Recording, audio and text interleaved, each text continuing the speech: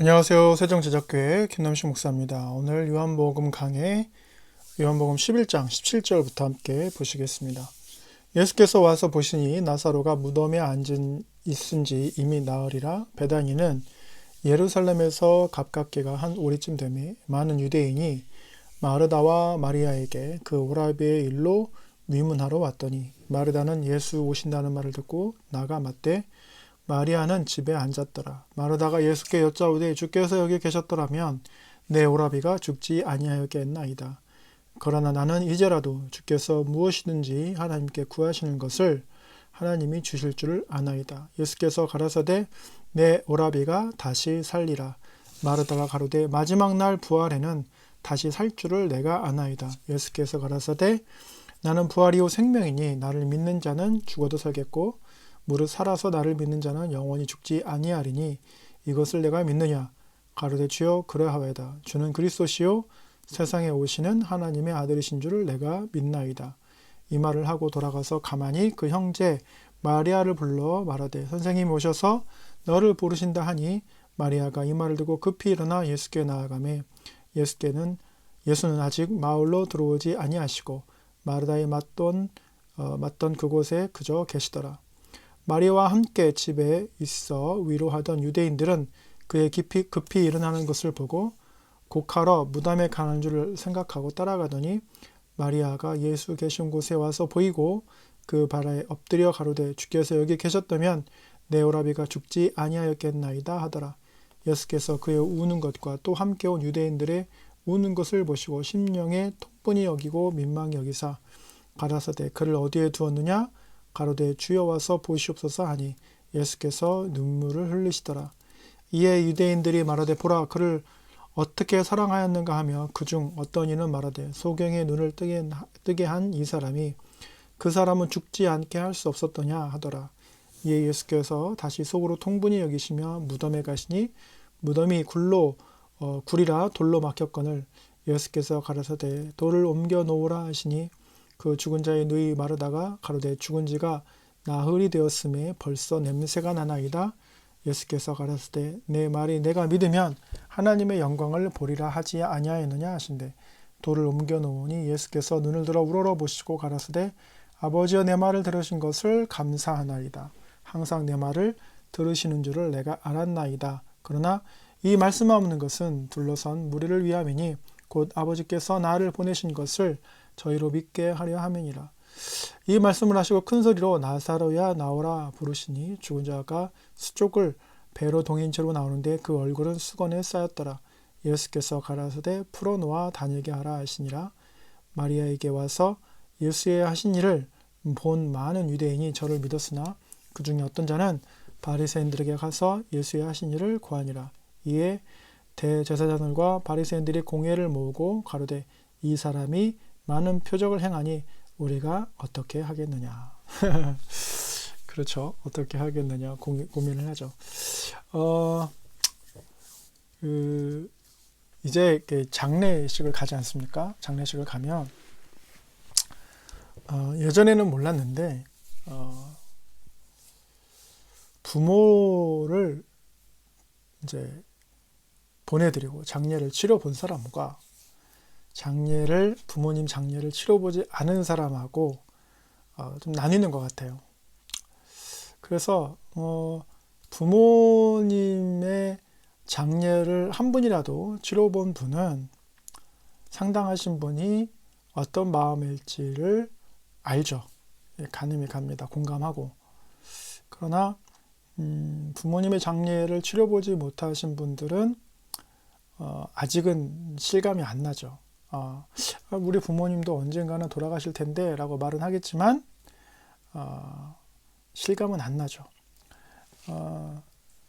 그래서 그 부모님이 연로하시고 아프시고 그래서 이제 당연히 언젠가는 돌아가실 거라고 생각했지만 막상 돌아가시고 나면 이루 말할 수 없는 감정이 올라와요. 그거는 이제 사실은 뭐 장례 전에는 잘 모르죠.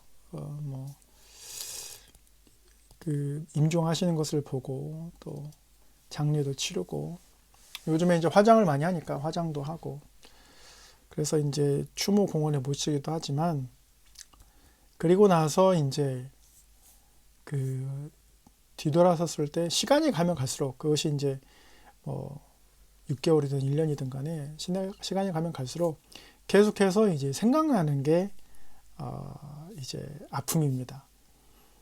부모님과 함께 했던 기억이 이제 추억이 슬픔이 되는 것이죠. 특별히 이제 우리 그 여성분들은 눈물이 있어서, 눈물이 잘 흘러서 그런 이제 정화작용, 좀 카타르시스가 있는데, 남자들은 그렇게 또 눈물이 잘 안 나요. 그런데 또 마음속 깊은 곳에서 많은 생각을 하게 됩니다. 제가 이제 그 전도를 하고 있는 한 3년 정도 되는 것 같은데, 예수님을 안 믿어요. 안 믿는데, 뭐, 전도지도 줘보고 예수님 믿어야 된다 얘기도 해봤지만, 피상적으로 들리는 것 같아요. 근데 이분이 한 가지 잘하는 게 효자예요. 시골에 농사 지을 때가 되면 휴가를 내서 가서 농사도 도와드리고 막 이러는 분인데, 제가 얼마 전에 만나서 한마디 했어요. 참 아버님이 연세가 있으신데, 그러면서 천국에 가셔야 될 텐데, 그 말을 했어요. 그런데 그 말이 어떤 것보다도 임팩트가 좀 컸던 것 같아요. 아무 말 안 하더라고요. 자기한테 교회 나와라, 뭐 자녀들이 예수를 믿어야 된다, 이런 말들에 대해서는 별로 그렇게 뭐 좀 튕긴다고 할까요? 그런 반응이었는데, 부모님에 대해서는 이제 지극하기 때문에, 그리고 실제로 죽음이라는 것은 굉장히 가까운 시일 내에 언제든지 일어날 수 있기 때문에, 특별히 이제 아버님 연세가 있으시고 하니까 그 얘기를 했더니 조금 고민하는 것 같더라고요. 오늘 본문에 보면은 나사로가 이제 죽었습니다. 근데 전체적인 마스터 플랜을 보면 이 나사로가 죽기 전에 예수님께서 가서 치유해 주지 아니하시고, 오히려 나사로를 좀 이렇게, 나사로가 죽기를 기다렸다가 이 부활이라는 사건을 보여주시기 위한 이제 큰 그림으로 보이긴 하는데요. 예수님께서 이제 전반적인 사복음서에서 유일하게 눈물을 흘리시는 장면이 이제 나옵니다.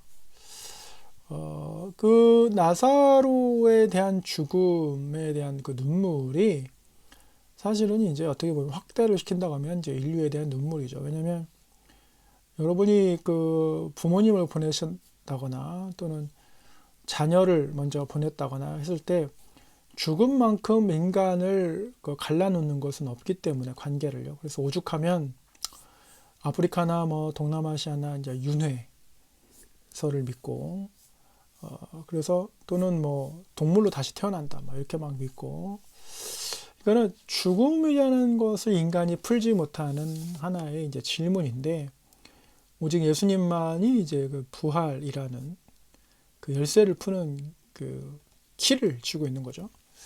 그 의문문을 푸는 키를 쥐고 있는데, 이 나사로가 살아나는 것을 보면서 지금 눈앞에 굉장히 그 전 우주적으로 있을 수 없는 일이 벌어지는 거죠.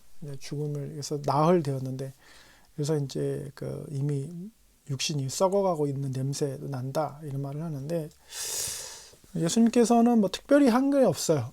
뭐 무당들처럼 국거리를 한 것도 아니고, 무슨 뭐 마법사들처럼 무슨 요란한 무슨 재료를 갖다가 뭐 한 것도 아니고, 타로점 치시는 분들처럼 무슨 카드를 갖다가 한 것도 아니고, 그저 태초에 창조하셨던 그 말씀으로 하셨던 것의 능력으로 나사로야 나오너라 했을 때 나사로가 나옵니다. 이 나사로가 살아난 사건은 사실 이제 교회를 많이 다니신 분들은 많이 들어봤기 때문에 뭐 그런가 보다 하는데, 교회를 처음 다니셨거나 아니면 아예 예수 그리스도를 한 번도 안 들어봤다거나, 또는 이 나사로 사건을 한 번도 못 들어보신 분들한테는 굉장한 충격이죠. 어떻게 인간이 죽었는데 다시 살아나냐. 근데 인간의 반응이 참 재밌습니다. 어떤 사람은 나가서 이제 유대인들한테 전하고, 어떤 사람은 이제 바리새인들한테 전했는데, 보통 사람들 같은 경우는 이제 굉장히 놀라고, 어떻게 이런 일이 벌어질 수 있을까? 그래서 예수님이 누구냐? 그래서 예수님을 쫓아가서 메시아이심을 고백하고 믿겠지만 바리새인들이나 뭐 서기관들, 이 기득권을 잡고 있는 사람들은 이런 기적이 일어나는데 어떻게 하느냐? 그 말은 무슨 말이냐면 자기들 기득권 뺏길 건데 어떻게 하느냐라고 하는 거죠. 그래서 메시아의 어떤 신앙적인 측면보다는 끝까지 자신들의 정치적 이익을 놓지 않는다라는 게 보입니다. 이 놀라운 기적 앞에서 정치적인 손익을 따진다라는 인간의 모습이 얼마나 참 부끄러운가, 얼마나 이제 속이 좁은가 이런 생각이 듭니다. 하나님께서 우리한테 기적을 보여주시고 놀라운 일을 보여주심에도 불구하고 하나님의 그 역사와 하나님의 약속은 결코 내 삶에서 이루어지지 않을 것이고, 내가 계획하고 조작하고 곤모술수를 써서 이루는 정치적인 그런 이익은 반드시 쟁취할 수 있다, 이렇게 믿는 헛된 믿음이 더 강하게 이제 보이는 것이죠. 사도 요한은 이 요한복음을 쓴 이유가 유대인들을 전도하기 위해서라는 거거든요. 그래서 유대인들의 마음에 놀라는 마음도 있고 이렇게 정치적인 손익을 계산하는 분도 있었겠죠. 그랬을 때 우리가 신앙생활이라고 한다라는 것은 참 믿음이 필요한 것이고, 또 스스로가 인지 부조화를 알고 그 인지 부조화를 깨트리는 것도 참 중요합니다. 팩트는 있는데 그 팩트를 인정하지 않고 계속 부인하면서 자기가 원하는 쪽으로만 자꾸 가려고 하는 것은 주로 이단에서 많이 나오는 이제 현상들이죠. 그래서 그것이 조화롭게 이제 팩트를 인정하고 회개하고 돌아서는 작업이 안 되면 더 이상 돌아갈 수 없는 다리를 건너고 집단 자살을 한다든지 뭐 이런 이제 상황이 나타나는 거죠. 예수님께서는 나사로를 살리시면서 인간이 극복할 수 없는 한계를 극복하신 것을 보여주셨습니다. 이러한 나사로의 모습을 보시면서 과연 나는 무엇을 위해서 사는가? 나의 삶의 목표는 무엇인가? 나는 죽음 이후에 어떻게 되는 것인가? 정말 천국과 지옥이 있는가? 천국과 지옥이 있다면 나는 어떻게 될 것인가를 한번 깊이 생각해 보시기는 그런 하루 되시기를 예수님의 이름으로 축원합니다. 감사합니다.